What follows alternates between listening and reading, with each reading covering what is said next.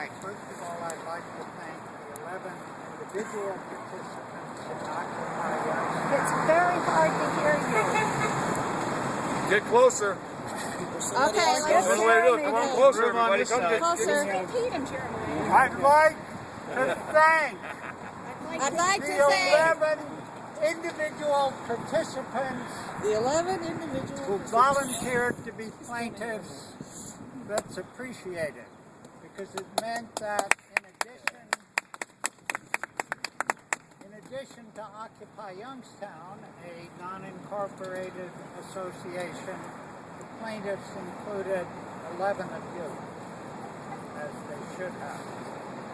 Now, let me ask, apart from the Business Journal, is there any, okay, do you have copies of the, okay.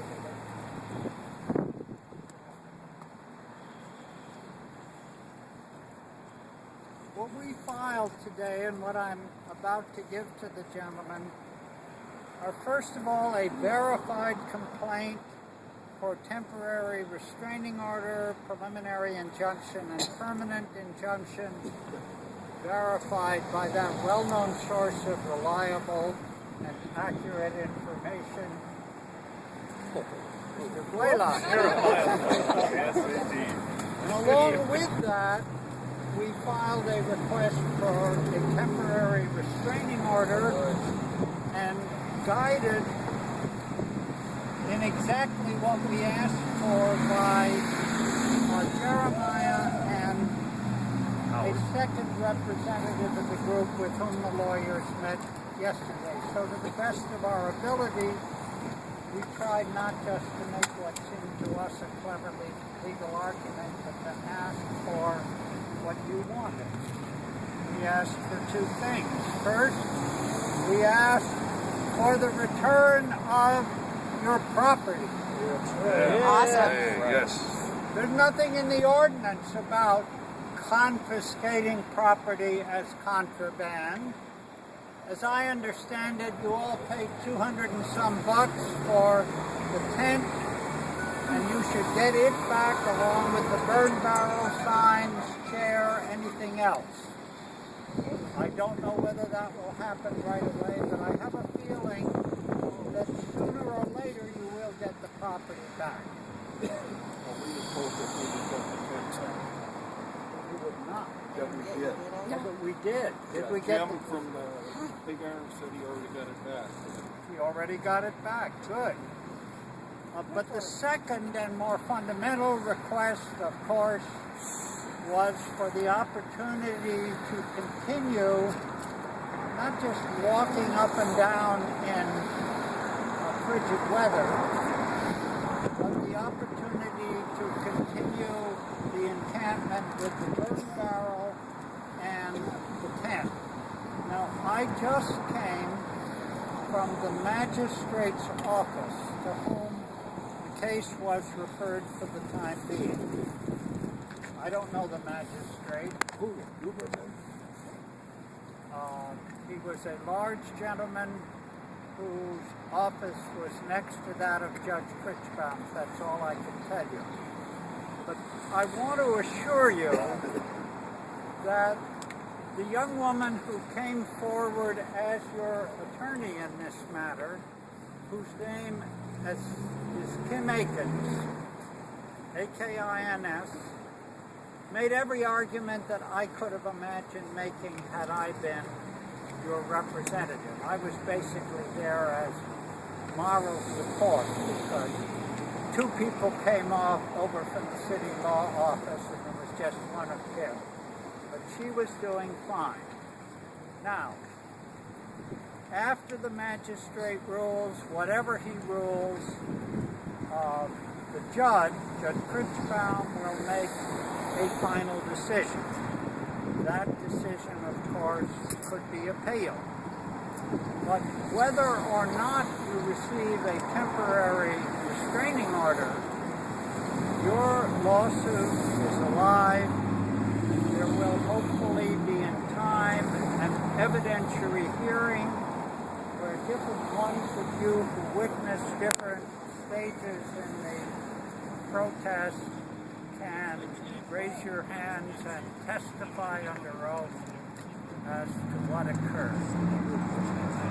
Do not be disheartened if the magistrate or the judge says no. There's reason to believe that with the support of the United States Department of Justice, a number of cities have chosen this moment in time to crack down on occupations. I'm sure you've been seeing that on the TV and the press and so forth. If we make it through, we might set a precedent in the other direction.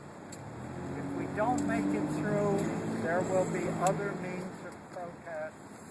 There's an effort to create a free university. I'm sure that a group as creative as this one will not let a court ruling stand in its way. But we have, in my opinion, yummy facts. The word yummy is off the record. Can I say it? Yummy facts. Thank you. What is yummy about them is first, that as most of you know, I think, Jeremiah and a small group from the Catholic Worker set up a protest over on the steps of the Lambros Courthouse a couple of months ago.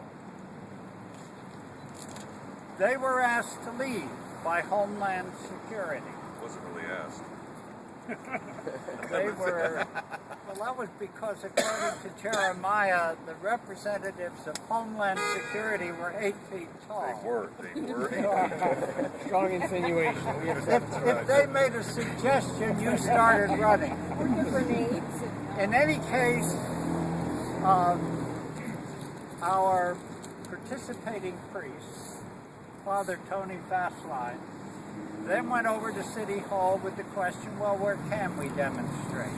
And as you know, because I feel I've said it over and over, they said, oh, Federal Plaza. And so that group of vigilers came over to Federal Plaza.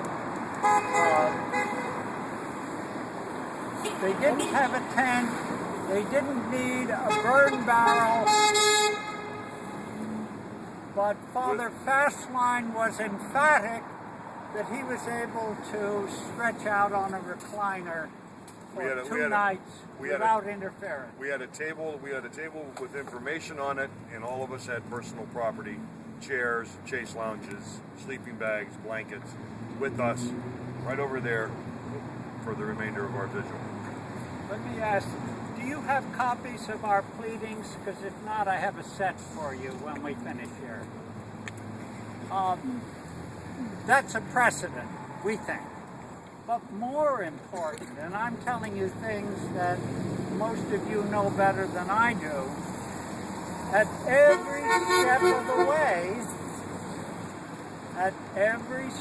the way, Occupy Youngtown talked with representatives of the fire department, the police department, the city council, and the state legislature, namely Councilwoman Gillum and State Representative Bob Bacon. Father Tony got his instruction to come here from the Assistant Police Chief. The Assistant Police Chief. Representative Hagan said he was told by the chief himself on, I believe it was November 9th, the day after the election. I don't care if you put a tent up there. But he added, the mayor may feel differently. Well, the mayor didn't feel differently until, and I mention it only as a possibility, he may have gotten a telephone call. It might even have come from this building. Somebody might have said, if this thing goes on for too long, how are we going to attract new businesses to the Mahoning Valley? I'm not alleging that, I'm not asserting that, but ask yourselves, how is it